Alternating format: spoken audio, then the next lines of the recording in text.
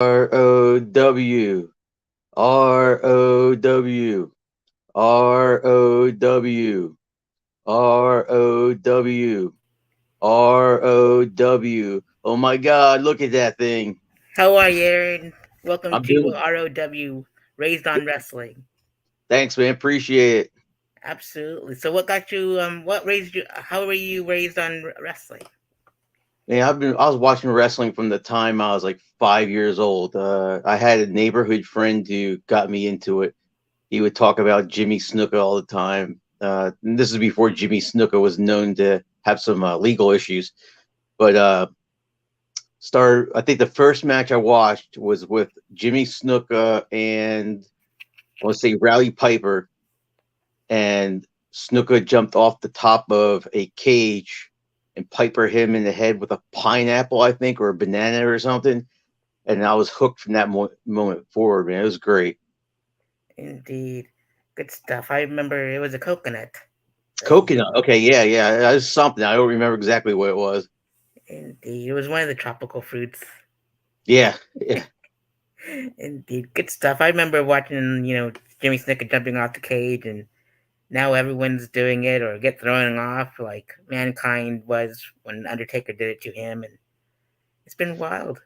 So it's funny you mentioned that because I was actually watching that earlier today, and yeah, that was like the first time anybody had been launched off the top of the cage. That's 16 feet up, and from what I understand, uh, Mick Foley, who is Mankind at the time, uh, he had to convince not Neil, Vince McMahon. He had to convince the creative team, and he had to convince the Undertaker all that he had this down, that he's got this, he's okay. And he told Vince McMahon, he said, "Look, I've been up on the cage already. I'm not worried. This is going to be great." And that was a lie. He didn't go up there at all. It was all impromptu with him up there. And that was I watched that live. That was like one of the greatest matches I've ever seen. It was quite intense for sure. And man, now everyone, it seems like every week someone goes through the announcer's table without the use of a steel cage. So I guess it's 16 feet short, or like maybe like much less than that 16 feet. Yeah, some of the best matches I've seen have been cage matches, chairs, ladders, and tables. Um, this is some of the best stuff I've ever seen. Absolutely. We've been talking. Like one of my previous guests has brought up the match between the Hardy Boys, Ed and Christian, and the Dudley Boys. Yeah, And when Jeff Hardy did a swanton bomb off the one of the ladders onto a table, it was pretty wild. yeah, that was another one I remember watching too. I think that was one of the WrestleManias, if I remember correctly. I think so. Yep. But now a couple of them are on the other side, and some of them are retired, and some of them have wrestling Yeah. schools. I mean that's rough on the body, the stuff that they do, man. I don't I don't care what anybody says, man. That's it's a real sport just to do what you got to do. And people are taking a beating.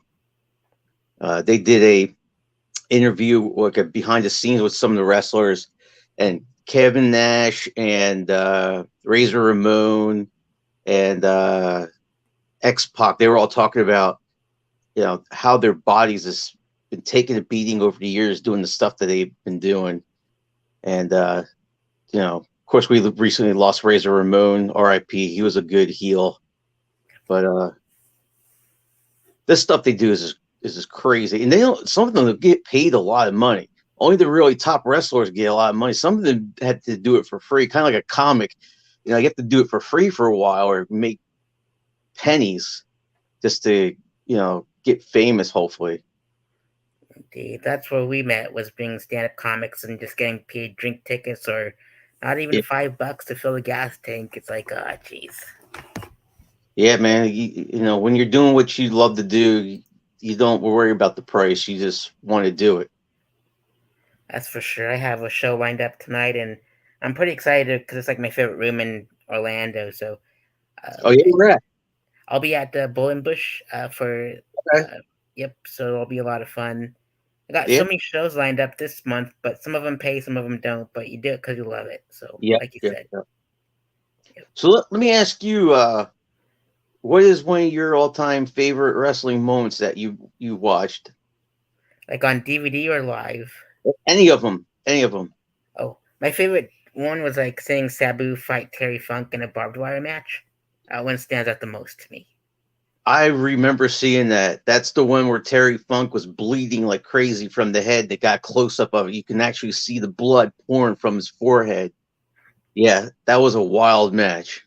Yep, and like Sabu had his arm wrapped around because he cut his arm bicep open. And he goes, Yeah, "Hey," asked Bill for some tape, and he just taped it up and kept going. And I'm like, that guy is pretty wild to do that.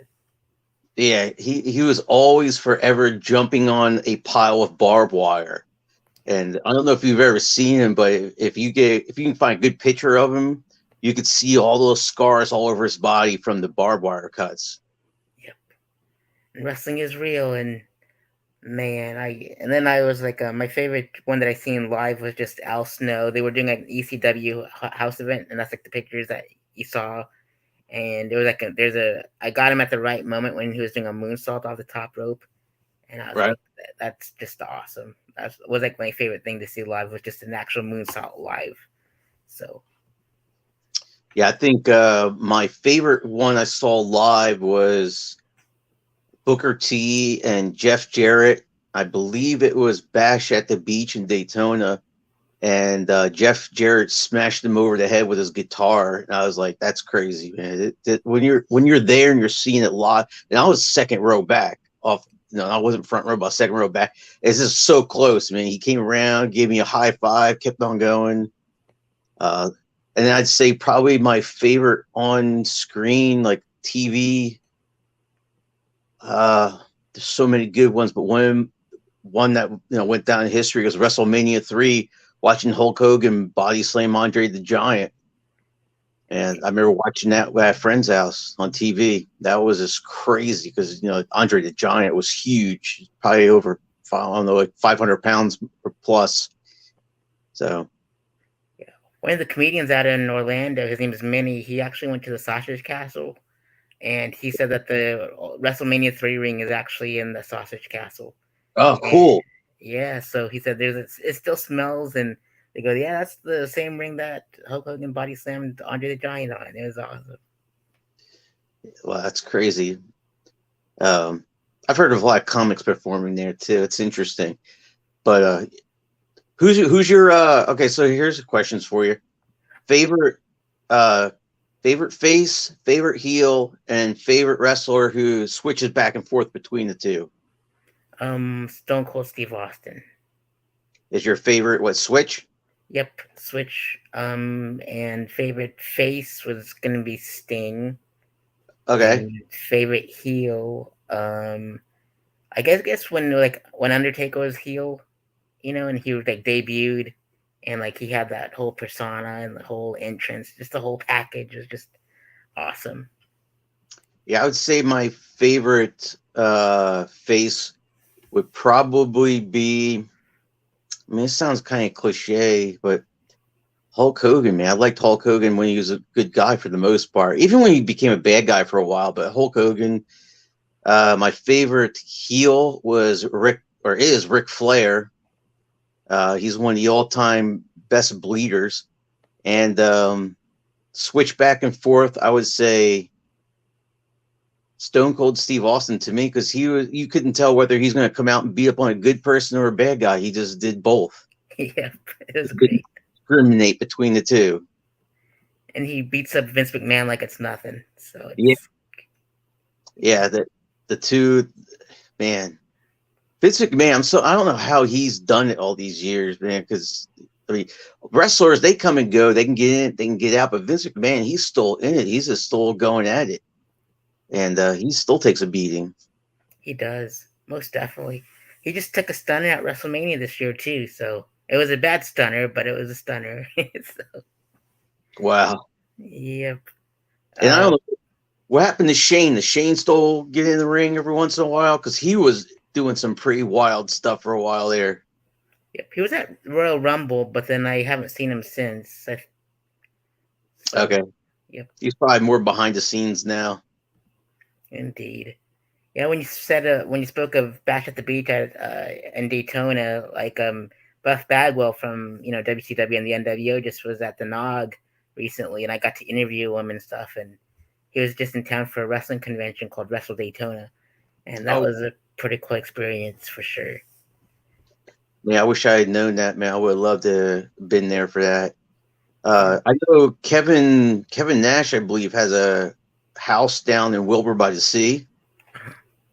And when I used to hang out some of the clubs in my younger years, I would see him come in every now and then. This big, tall dude walking through. It's like, oh, that's Kevin Nash. You and can't miss him because he's like so tall, and well, at the time he's built. I don't know what he's like now. most definitely. Yeah, the staff at the Nog kept on telling me that like his son used to play in his band at the Nog like way back when. Oh wow, Yeah, so it's a huge like that place has been around since the '70s, but the name changed like in the early 2000s. But it was just pretty awesome for like so much history at the Nog.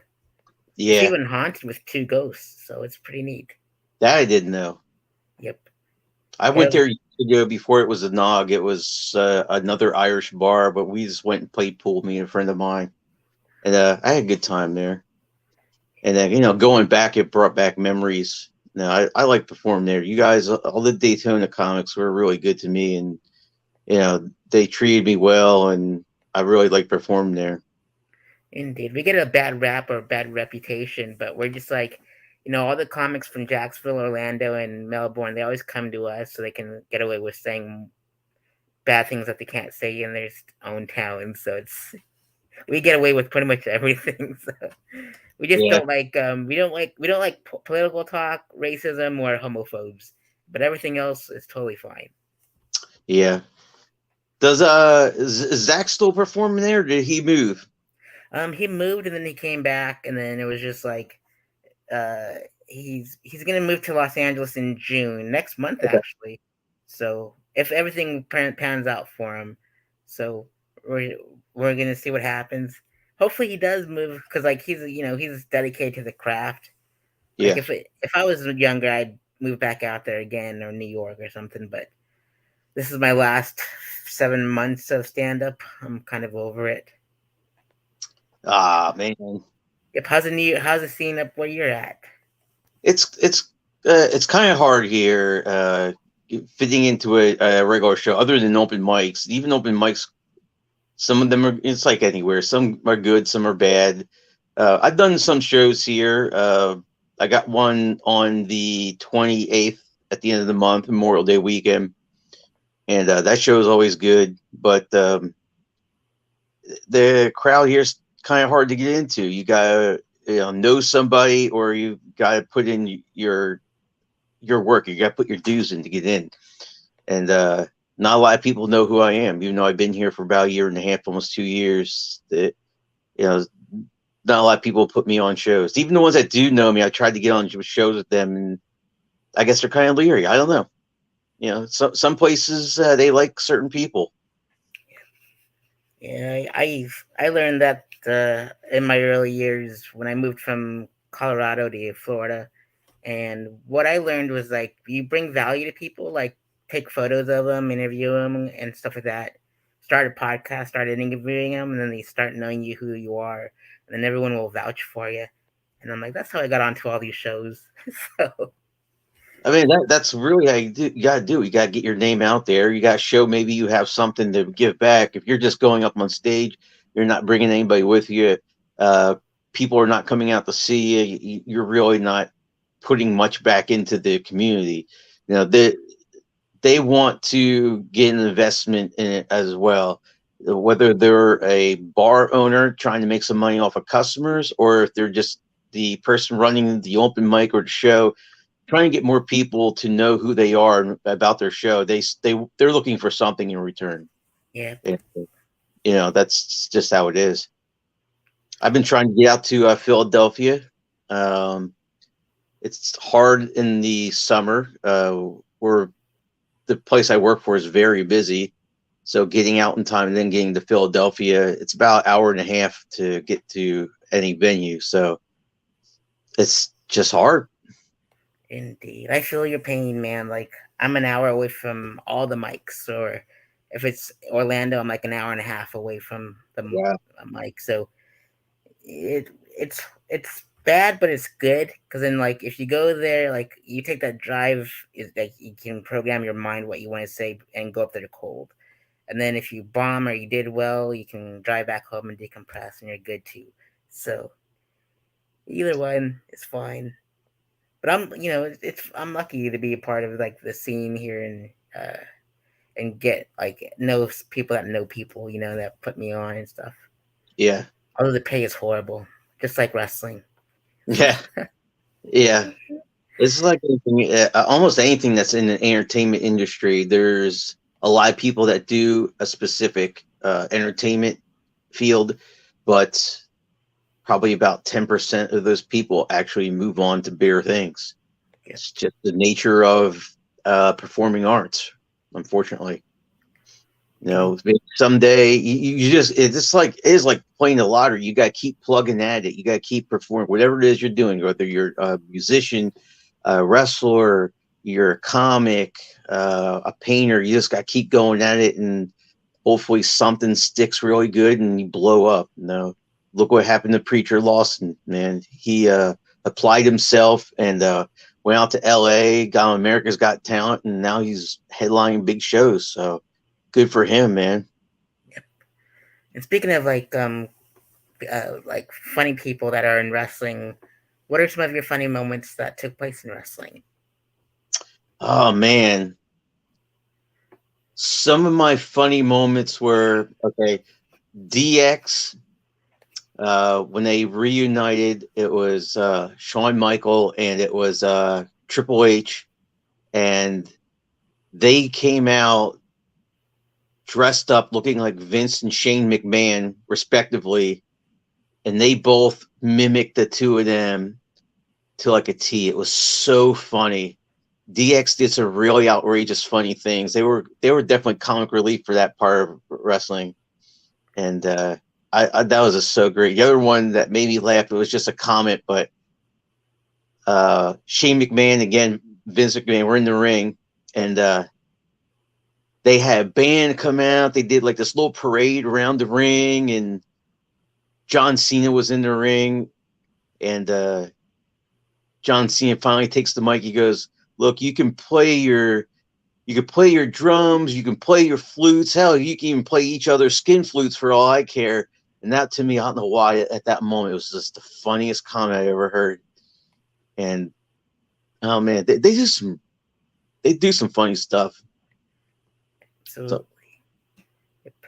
I think my favorite's like the one that's currently happening, which is like the 24/7 belt. Because at first I thought it was like the joke was just the championship, the title was a joke, but then when they started putting funny spins to it, it's just better now, more entertaining.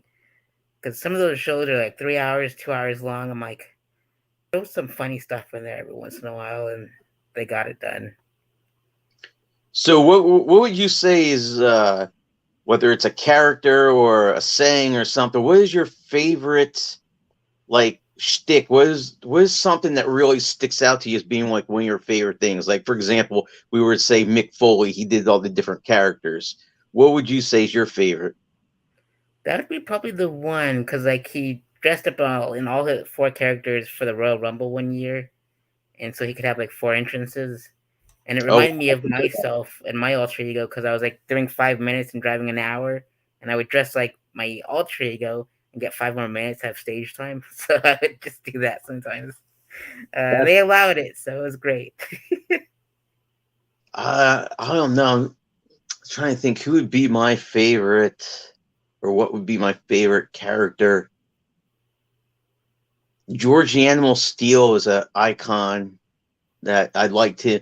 It was great about him is I can't say this is 100% true, but this is what I've heard over the years, and I think I read online. George Animal Steel was supposed to be a college professor, and I don't know if there's truth to that or not, but his character was kind of was funny, just the way he did stuff. Um, Undertaker, man, that's it's cliche again, man. But Undertaker probably had one of the best things going. Now the whole dead man from the graves rising up to fight again. Uh, definitely a character that when he retired, that's man, I'm like, this sucks. Good wrestlers going. I feel bad for all the turntables or the turnbuckles that George the Animal Steel would tear up, and you know Uh, all those cotton would just fly all over the place. I can imagine at some point they probably just put something in there that was cheap because they knew he was going to come out and tear it up. But yeah, they go through a lot of money, man. Look at all the tables over the years. Yeah, that's a lot of tables for sure. The company that makes them has probably got a fortune off them just from busting tables. I'd So say here's one of my favorite memories. It just made me think. Um, the Dudleys, when they were still in ECW, and they had a match at the Asbury Park Convention Center, which is about an hour from where I'm at right now.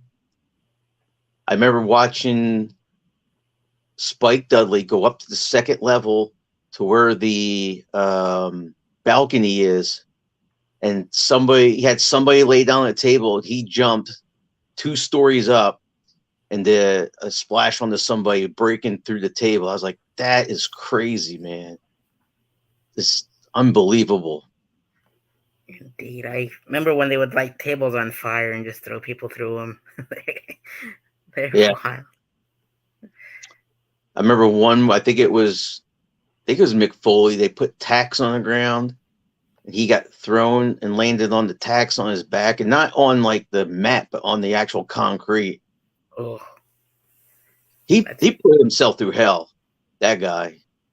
He's one of the other ones that really just tore up his body. yep. They still use thumbtacks now on AEW and stuff. Do you watch AEW at all? No, man. Every once in a while, I'll catch WWE, but no, I never seen it. My understanding, there's so much wrestling going on now that it's like 12 to 14 hours a week worth of wrestling.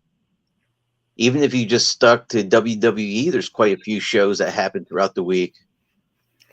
That's for sure.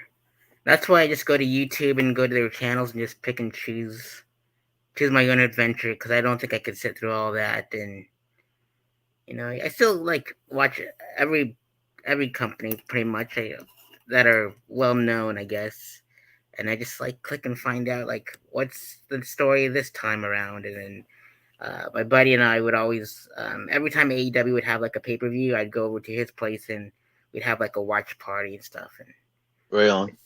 it's fun all the way in Orlando though. So because they should Yeah. have watch parties all over Florida, but because AEW is like a Jacksonville based company, but they don't for some reason. My favorite was probably ECW before they got bought out when they were just ECW by themselves because they really had like no holds barred stuff going on. A friend of mine was telling me that when he introduced me to ECW, he said that the fans would bring stuff with them in the crowd so that the wrestlers can grab this stuff and use it as a weapon, like frying pans and whips and tennis rackets. And I was like, man, this is so great. Who's your favorite ECW guy besides Sabu? Anybody else? Rob Van Dam. Rob Van Dam? Yep. He was the first one to notice me with my sign, and when I was back in Colorado, and then he just brought out the troops so they can sign it too, and so was the rest That's of the ECW guys. So that was awesome. Yeah, he was definitely a well respected guy in the field. I think another one, but Sandman. When I first saw Sandman, he was all built and jacked, and he would do some crazy stuff. He was kind of like ECW's version of Stone Cold Steve Austin. And then he disappeared for some time. And I don't know what happened. And when he came back, he looked like he lost a lot of weight. He wasn't as jacked as he was, and I don't even know if he's still around anymore. He actually is. He just fought his another fight recently. Yeah. Yep, like 2 or 3 weeks ago or something. It's on YouTube. I was like, man, and he's got skinnier. He's not as but he still drinks his beer and Yeah, stuff. yeah, that was his thing. He drink beer out there. Matter of fact, I want to say probably Stone Cold Steve Austin got that from him. But Possibly. yeah, yeah, I don't know for sure. And Raven, is he still around? I'm probably sure he's on the independents because a lot of folks go independent after a while. Like X Pac is still wrestling and stuff, so I it's thought bonkers. I thought he was out of it for good. Yep. I mean, following up because I like to every now and then go online when I'm not real busy and try to follow up to see what they're doing now or where they started, and a lot of them are dead. Yep. Sadly, they don't have a long shelf, like a long lifespan. And I know when I watched the movie The Wrestler, I was like, man, this is what they really go through, and it's like it's pretty on point. Yeah, Yep. yeah. And Ric Flair, I don't know how he's still alive, but he's still out there. I don't even is he on TV at all anymore? Last time I checked, he was on he was Andrade's manager in AAA because Oh, Andrade's Charlotte Flair's husband. okay, Yep. So hopefully he does more manager work because he still has a lot of life left in him. He also wrestled Jay Lethal for a while. Like he did like the training video with him. So that okay. was most recent too. So yep, he's Yeah, around. Ric Flair was always great for bleeding, especially with the blonde hair, because when the blood got in the hair, it just looked worse than it probably actually was. But that was one of the things me and my friend Mike used to talk about all the time. Ric Flair is probably the best bleeder in the business. And when he gets thrown onto the turnbuckles and he just flies over the turnbuckles, or uh, he's just a fantastic. He just knows how to like sell it, and that's what I loved about him. Yeah, Yep. yeah, So he sold it pretty good too. Who's your favorite tag team? Or the Legion of Doom. Legion of Doom. That's a good one. Yep. How about My yours? favorite tag team was probably the Hart Foundation, That's a good one too. but I did have a thing for a short time. They were Demolition. Do you remember them? Yep. Axe and Smash. Yep. Yep. There was Yeah, I saw another them. one, another member too, I believe. So. Yeah, I saw them live. Uh, let's see, saw them here live in New Jersey when I was a kid. Oh, indeed, there was Axe Smash and Crush. Those were the three that were in that group. Yeah, Indeed. I love their names because it sounds like Batman, like when he punches people in the old Adam West ones. yeah. Yep. Do you remember the Demon, the one that came out looking like the what's his name? Gene Simmons from Kiss. He had the makeup like, I think Gene Simmons was behind it for a little while, sponsoring it. But yeah, it was. I think that was one. I think that was one of the guys from the Demolition. I don't know which one it was. I do remember that because he was a WCW one wrestler, right? I think so. He went by Atom Bomb for a while, and he went by something else. Who knows? I could be making up shit off the back of my head. I don't know. He went by the MVP, the Kiss Demon, the Demon, and Dale Torborg. Okay, here you go. You got it. Yep. And he's also from New Jersey, so Mountainside, New Jersey. Makes sense. When I was a kid, remember Bam Bam Bigelow? Oh yeah. Yeah, he's from New Jersey here. My a friend of mine went to school with him, and when one day we were walking through the local flea market, and he came walking through with him and his wife. She had on what she have on? She had on a mink coat, I think a mink. It was a fur coat, and he had on sweatpants and plaid shirt. And interesting is the tattoos he had on his head, the fire tattoos. same person who did those are the ones from my mom. My mom has a few tattoos, and she used to always tell that to people. Uh, this guy's name was Gene. I don't know his last name, but I don't even know if he's still around.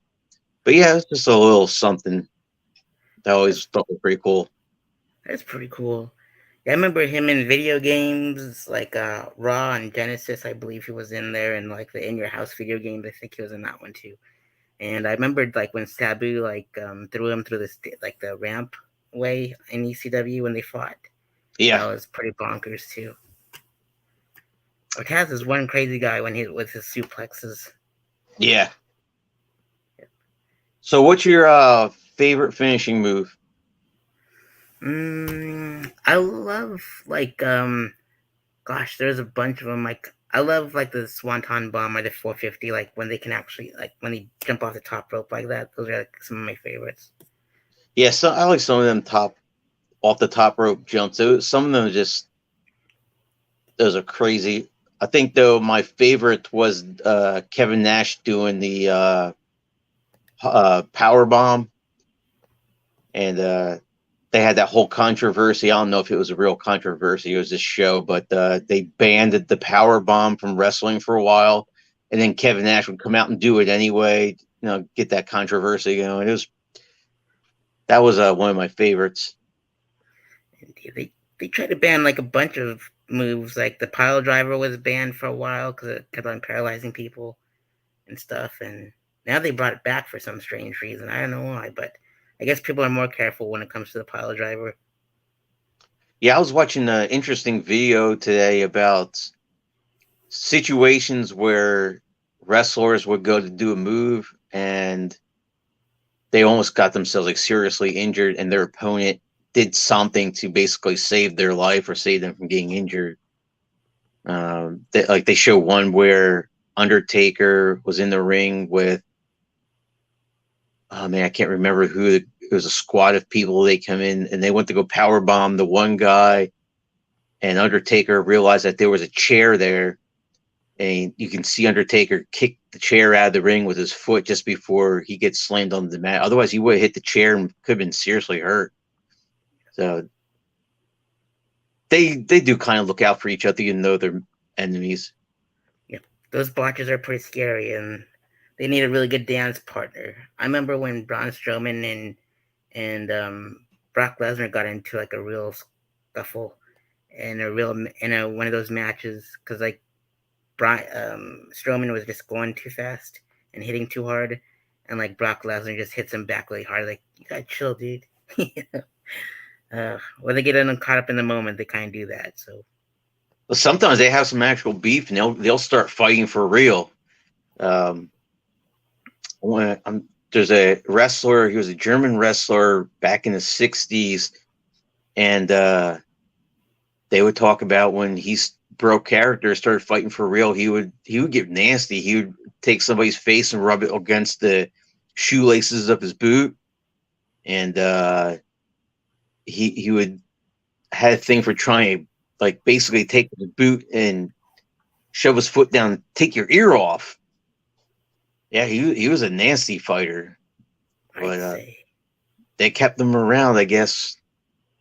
Back then, you tried to get what you could because wrestling wasn't that big in the '60s. I would say its heyday probably started in the early '80s. man, I'm glad they are not. Well, I don't know. There's some real backstage heat, I'm sure, by some people, but I don't know. The politics, I guess, will drive a person mad. So Yeah, I remember I think it was it? No, it wasn't ECW, WCW when Hulk Hogan was still in WCW. They did the Bash at the Beach for Daytona, and Hogan came out and did this long tirade, and people were throwing stuff at him in the ring, and that's the same one I saw Jeff Jarrett fight Booker T. And Hulk Hogan essentially quit. That was all real. That wasn't scripted at all. He was mad about something. If you pulled up on YouTube and you watch, you can actually see me behind the right corner post. You can see me standing there in a black and white striped shirt. That's always my claim to fame being on TV is that video. Because that in wrestling history, that's a big moment in wrestling history. If you follow wrestling, is when that happened. So it was Booker T versus Hogan. No, in that match, I don't remember who was supposed to fight Hogan. Unless it's been so long since I've seen it.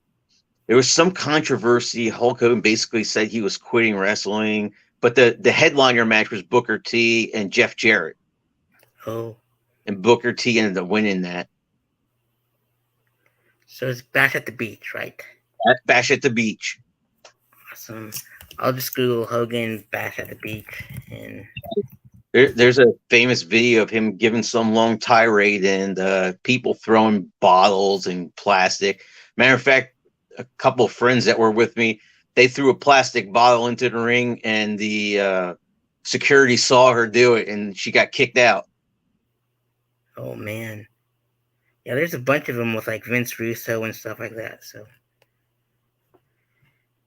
I'll definitely have to watch each one to figure out which one it is. So it's cool, like you dressed up in a black and white shirt as your claim to fame, so you can easily spot yourself. Because there's like some folks that are like on ringside too, like that dude in ECW that dressed up like funny, and he would always be recognized.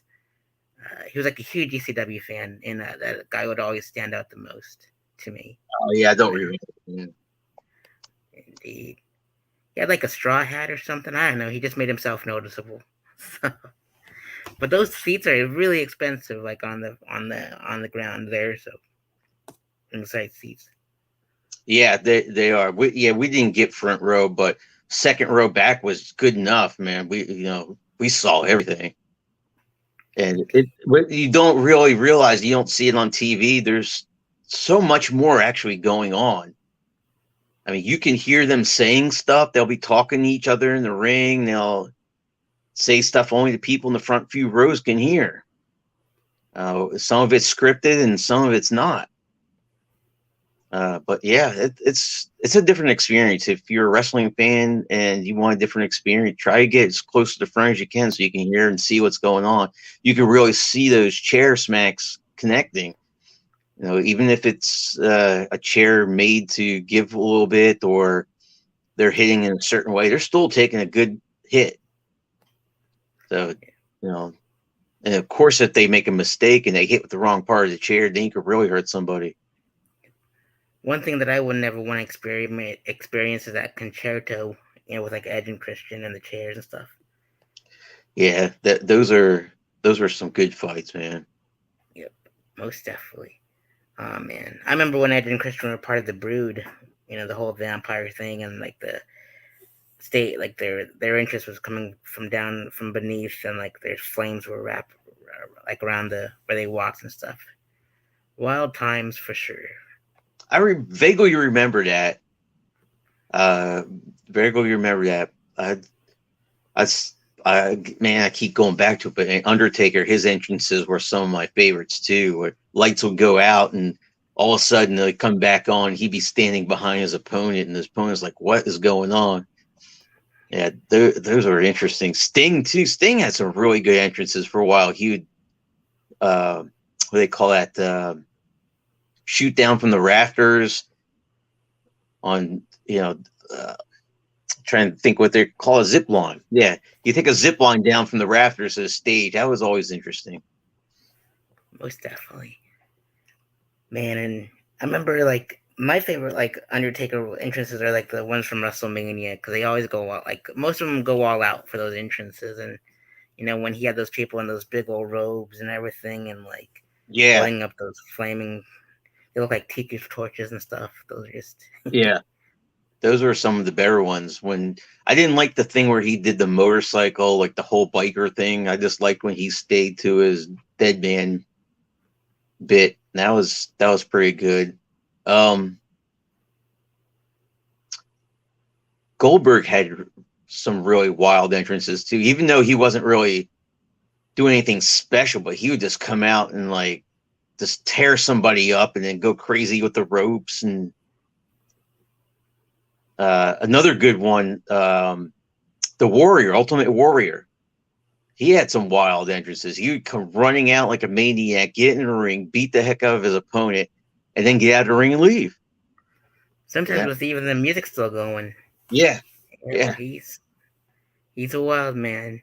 Yeah, I watched his documentary on that, and like when WWE released one, and when Dark Side of the Ring released one too, and so those are some pretty intense documentaries. That's what I started getting into. Is like I started making my own documentaries. So I have like a special slash documentary, a comedy special, and it's like 9 hours long though, so it's edited too. So Right on. yep, that's like one of my things that I wanted to produce, and so that way I can use myself as a guinea pig, so I can produce other people's specials and documentaries just in case they want one. Yep. So we have an Yeah, audience member in the chat. So if you would like to interact with us, you're more than welcome to, but be nice to us. I always give people a fair warning. So we're like faces of this place. So man, but hopefully they're like there. I'm glad there's more competition out now, and even though there's a lot of hours to consume on wrestling. So for like the past 20 years, like it was just WWE, and it was just like it was a. I kind of miss having competition. yeah. We The have options. competition definitely brings into more creativity. I feel. Um, the TNA. They still do TNA. Yep, still going at it. TNA, I always thought was a interesting spin, especially because they had an octagon ring versus the square ring. And I mean, they're a small group. They didn't make a whole lot of money, but they're still up there trying to put stuff out. And they've gotten better talent over the years. They started with some like couple name people. I think almost man, I don't know if this is right going to say this, but I think Jeff Jarrett started TNA Yep, or with he was Dixie the owner. Carter. Mm-hmm. It's So like I remember him having a big hand in TNA when it first started, and then I try to remember who the other big names were when they first started, but it was still fun to watch. R-Truth was there, and Yeah. Ken Shamrock was there, and Ken Shamrock, definitely one of my favorites. AJ Styles was there. Just so many people. I think they had the Tank. Tank Abbott, I think he was Yeah, in there too. yeah, Yep, man, good times. And like I when back in 2009 or 2008, I was looking for an internship, and I messaged TNA, like I emailed them, but they never got back to me. And so I would have and so I'm glad it's coming back full circle, and so I can do this like wrestling style broadcasting on my own, and having fans and hopefully wrestlers and pro wrestlers and just reminisce about the good old days with watching wrestling. And yeah, like TNA changed their name to Impact. So and and my buddy that was on like one of the previous episodes, his name's Gene. He actually worked for TNA and helping out like some of the talent there. So it was pretty cool to hear all his stories. yeah. I'd like to hear some. Do you have the interview with Buff Bagwell online? Yeah, it's straight to my YouTube channel. So it's I interviewed him, and then I had some of the audience members get in on it and ask him questions too. So it was a pretty cool experience for a good 45 minutes to or something like that. Yeah, I'd like to see that. Thinking about gimmicks, one of my other favorite gimmicks was Bruce the Barber Beefcake. I don't know why, but I used to love his thing with cutting people's hair and some of the Yeah, crazy things he did. with those you know, big old scissors or whatever those things were that he had in his own barbershop and everything like that. Good stuff. I miss those days. Like they were just really out there. Like Brother Love had his own set, and So, yeah, and Kevin Sullivan had his Dungeon of Doom, and I just miss all that creativity. You know. I always wondered what happened to him, Kevin Sullivan, because he was one of the, I think he was ECW, but he was one of the original, I say the original, for me, he was one of the early birds. And I see it was it was another Daytona, it was another Bash at the Beach. I saw a few of them. This was another one where he came out and fought Chris Benoit. It was, I believe, if I'm correct, it was a retirement match, and whoever lost had to retire. And Kevin Sullivan lost. He might be. I want to say he's probably backstage. He had something to do with talent when he was in the later days of the wrestling thing. So he might still be there, but backstage. I think he's somewhere in Florida because like he has his own like someone like one of my previous guests said that he runs a wrestling school here, but I just don't know where exactly. But it'd be cool to interview him and pick his brain and stuff. Yeah, man, you got to find out where these guys live or hang out and see if you can't get them on camera. That'd be really awesome, just to hear some stuff you don't know about or hear watching the show or anywhere else. You know, behind the scenes input. There's a lot of people I'd like to hear their stories. A lot of them. Absolutely, 100%. Yep, I love listening to stories, and that's why I ventured off into storytelling too.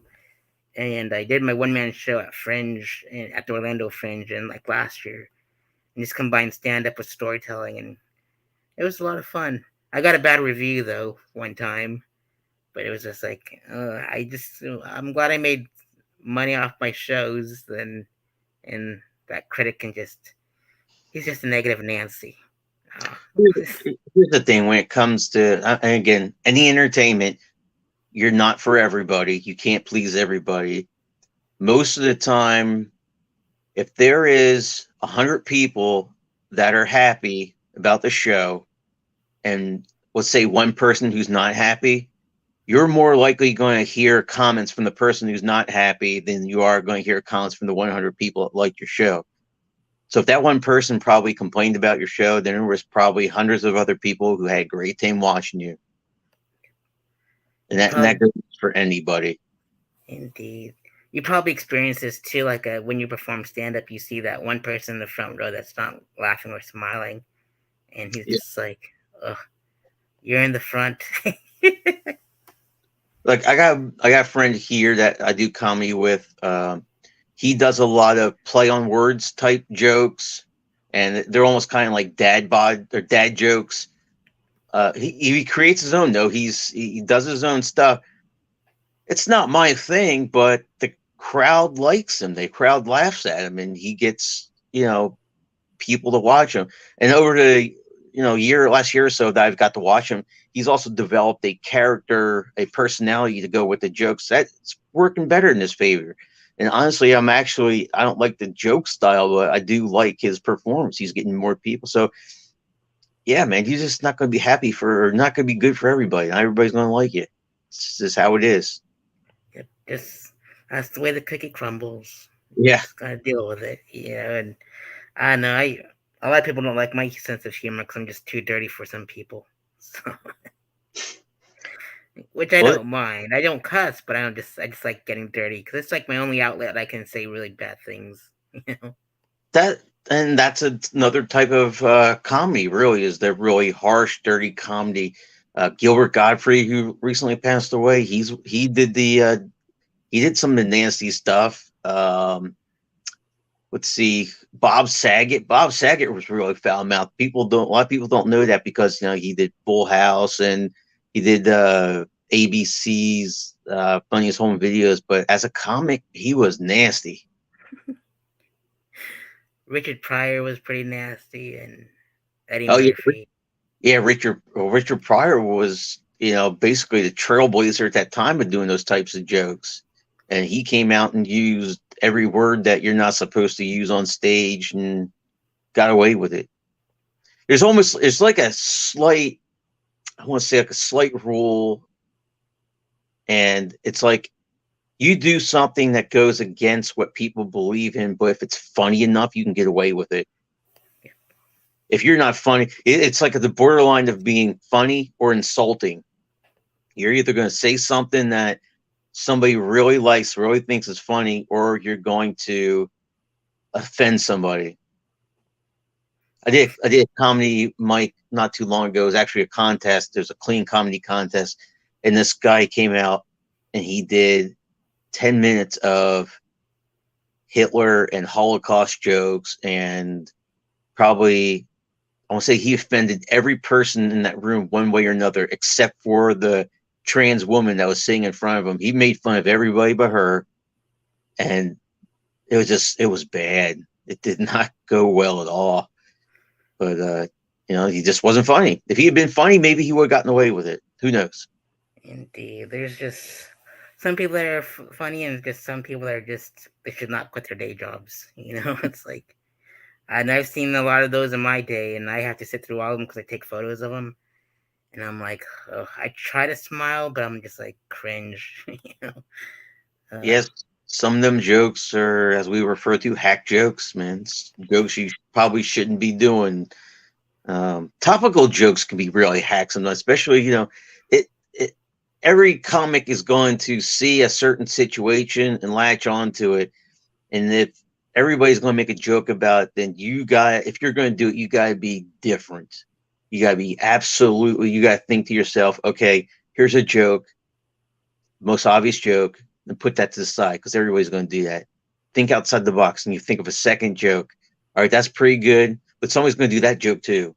You go for the third, I would say probably most unobvious joke or subject on that joke and go with that. It's probably your best bet.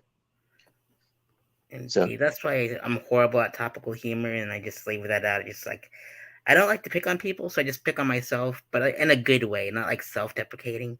And like, there's actually one wrestler named Madcaps, and he reminds me of the Madcaps Comedy Club in New Smyrna Beach, and I got to perform there a couple of times, and it's a lot of fun. So that's a good dude, man.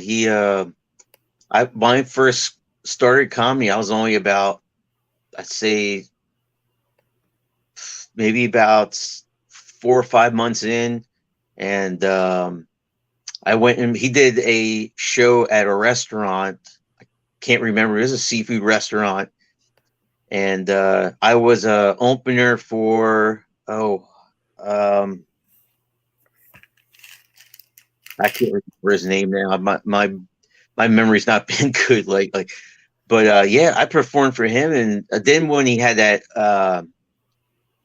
that comedy club he had a different comedy club in Sanford, and that was a fun show too.